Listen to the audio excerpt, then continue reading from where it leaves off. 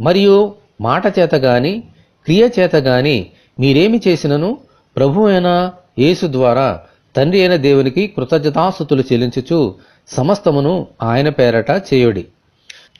దేవుడు మనలను తన స్వరూపములో ఆయన పోలికలో చేశారు కాబట్టి మనమందరము ఆయనను మహిమపరచ బద్ధులమై ఉన్నాం. ఆమేన్, హల్లెలూయా. అందుచేత మనము మాట చేత గాని క్రియ చేత గాని తలంపుల చేత గాని ఏమి చేసినా ఆయన మహిమ కొరకే చేయాలి. ఆమేన్. మరియు దేవుని చిత్తము లేకుండా ఈ లోకములో మనమేమీ చేయలేం, ఏమీ పొందుకోలేం. అందుచేత ప్రతి విషయంలోనూ మన ప్రభువైన యేసుక్రీస్తు ద్వారా దేవునికి కృతజ్ఞతాస్తుతులు చెల్లించుచు సమస్తమును ఆయన పేరట ప్రార్థన చేయాలి. అప్పుడు దేవుడు మన మనవులను ఆలకించి మన కార్యములను సఫలము చేసి ఆశీర్వదిస్తారు.